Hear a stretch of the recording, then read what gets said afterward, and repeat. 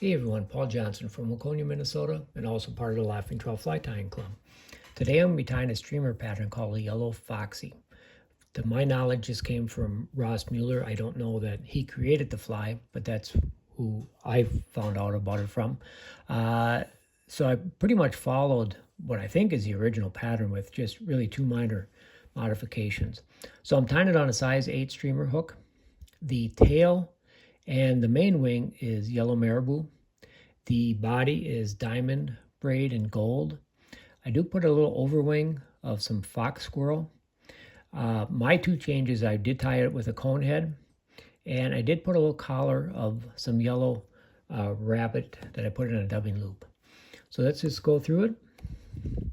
I've already put the cone head on my fly, and I've made some wraps of lead-free wire, 015 lead-free wire, just to kind of hold that cone in place.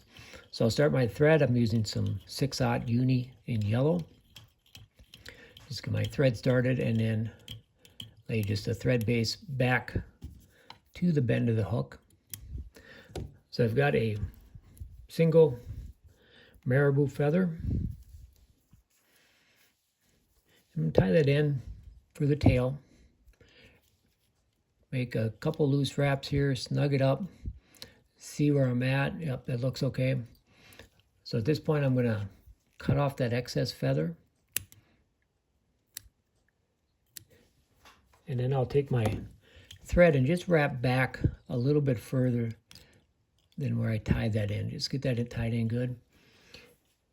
The main part of the body is this gold diamond braid.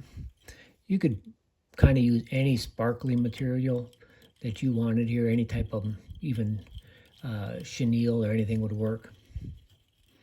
You could use some ice dub or something like that if you wanted to go through the trouble of dubbing a big fly like this.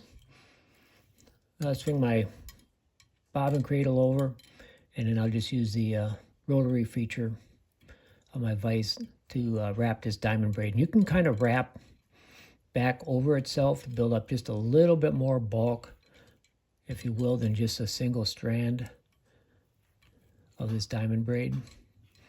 So I'm kind of just moving it forward and then come back a little bit and just smooth it out.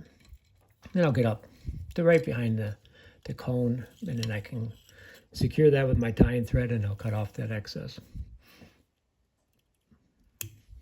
The main wing is just another plume of marabou.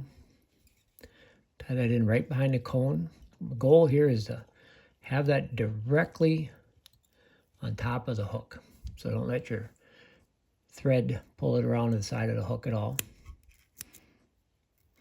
Get that excess out of there. And then I'll secure that down a little bit better.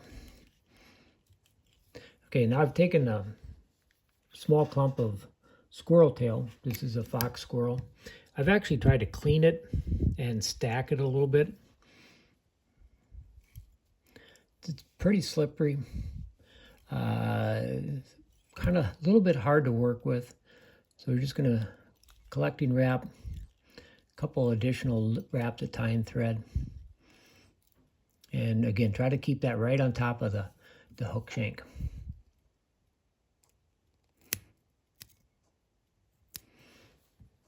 I can cut off that excess and bind that down just a little bit better.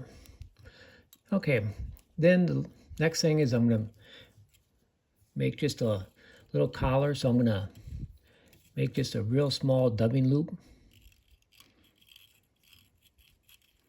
Throw a 1/2 inch in here. And then I'm going to try to zoom out a little bit so you can maybe see what I'm doing here. So I've got my dubbing loop. I'm just going to take a little bit of wax, put on there. I do have one of these handy dandy clips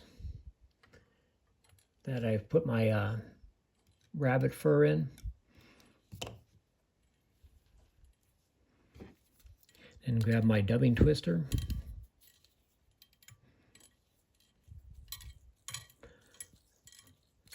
Start to spin that.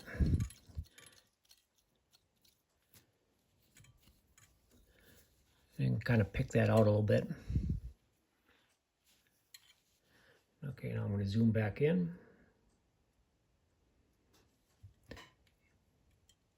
And then just form that collar with several turns of that and kind of pull everything back. I'll take a toothbrush and fluff that out a little bit more. Swing my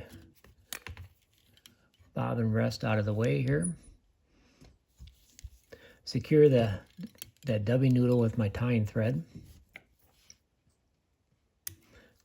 Cut off the excess at that point. Gather everything back and then come in with the whip finish.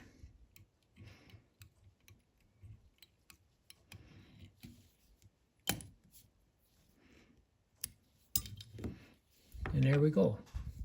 You can see that diamond braid body, kind of the little wings and collar. So a fun little fly. Thanks for watching. If you have any questions, make sure you get a hold of me. Thanks again.